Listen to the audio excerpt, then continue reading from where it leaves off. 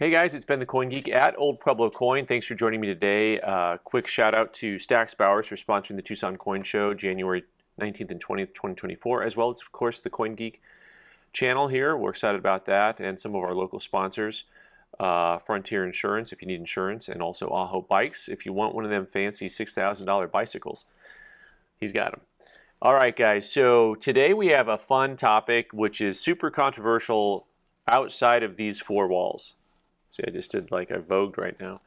So when you go to YouTube, which is where you are now, and you talk about gold or silver or bullion, you're going to get a lot of things told to you, and a lot of it's not what I'm going to say right now. So here we are in the fun post-COVID world, and we've talked a lot on this channel about, some of the market surges that we've had, and, whether they're real or not, and what they mean, and if they'll be long-term. And we've had several things that have changed over time. And one of them is the bullion market, where you went in a flash of an eye, silver going from being available every day in 2019, all day long, to 2020 into March and April, and all of a sudden everything is way backed up. It was very hard to come by silver especially, but silver and gold, and the premiums went really high. So what I want to talk about today is just a combination of where the market is today, some ideas about gold and silver for yourself for the long term, but also what I really want to emphasize today is the two different markets that exist within the bullion market. And I don't mean gold and silver or platinum and palladium as different markets, although they're all a little bit different. What I'm referring to is the difference between the spot price and then the wholesale retail market. So the spot price is when you look something up and it says, let's see, gold is, 1958 and silver is, silver is 2372 or whatever those numbers are. That's the spot price, right? So the wholesale retail price is more of, well, what can Ben the Coin Geek buy this stuff for from dealers, or what can he sell them for? Right? So a year ago, we were seeing people price silver at like $3 over. Well, that was a wholesale price. If I wanted to order any, I had to pay that much.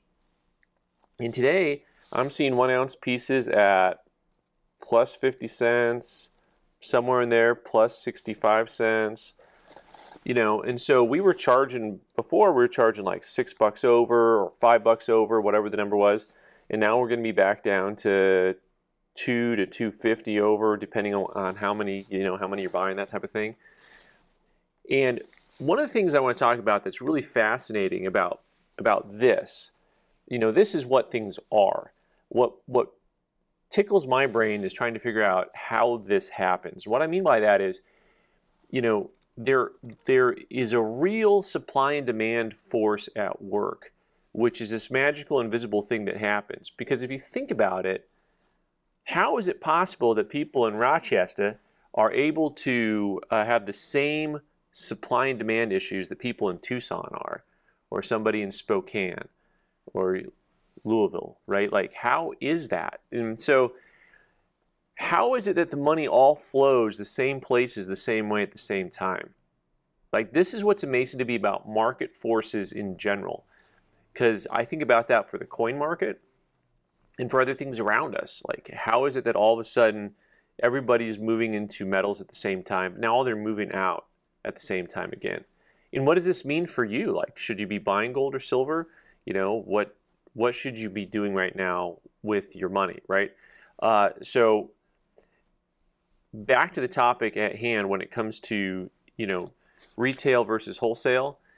All of this, I want to say, means nothing to you. And what I mean by that is, if you've decided that you want to have some gold or silver, you buy into whatever the market level's at.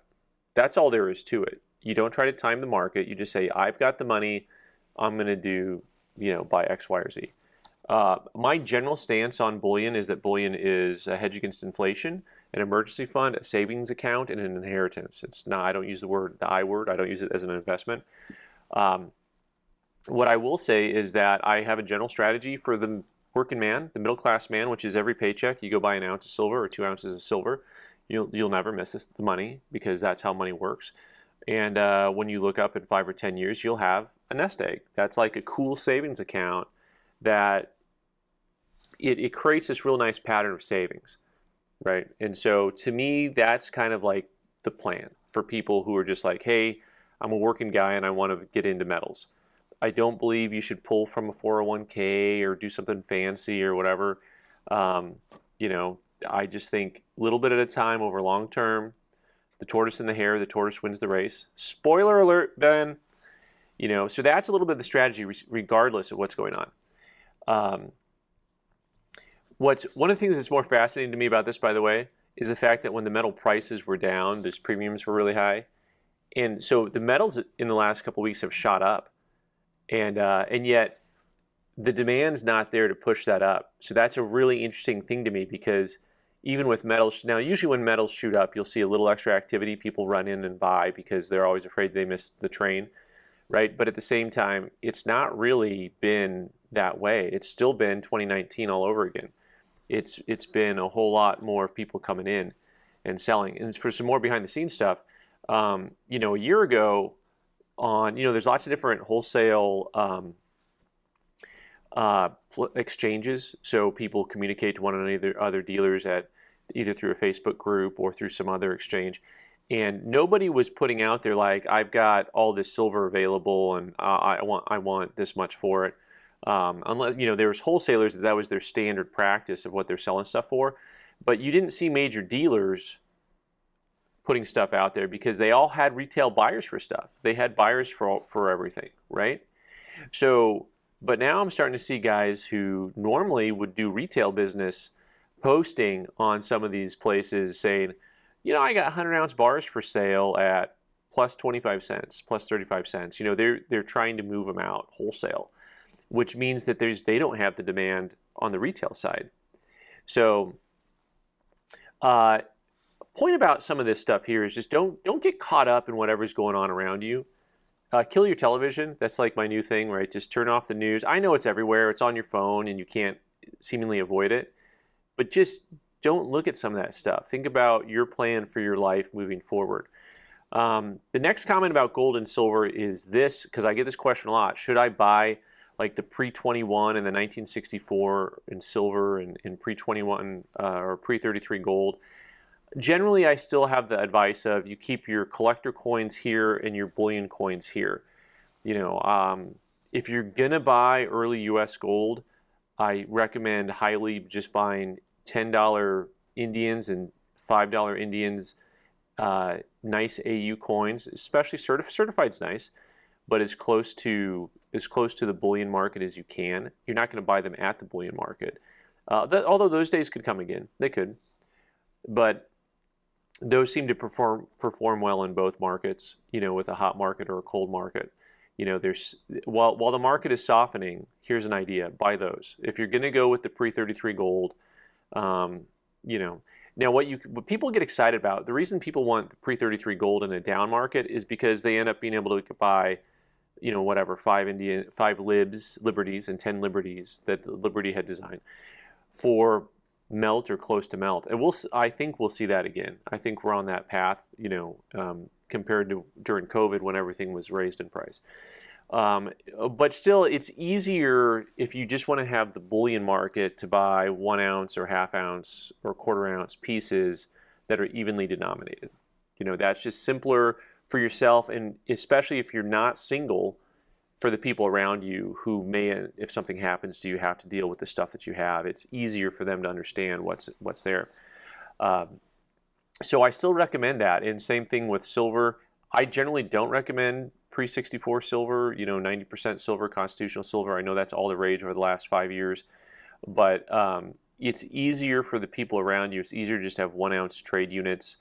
Here in the down market, it might be a deal again to be able to buy some of that the 90% silver. I know some of you love it. That's fine. You know, it's just not really how I would roll personally, but everyone has their own opinion on that stuff. So anyway, I like bullion. I like metal. I like physical assets. It's really cool. It's fun to own. It's cool to look at. And it's just the type of thing, though, that, you know, don't get caught up in the hype. Don't be talked into buying something because of the trend. Just get into things that you know about, get knowledgeable about it, and have a plan. That's always just kind of like whether you're collecting or stacking, have a plan. And so anyways, guys, thanks so much for watching. I'm Ben the Coin Geek. You can subscribe by clicking on the owl button in the corner and watch more videos on the right side of the screen. Thanks.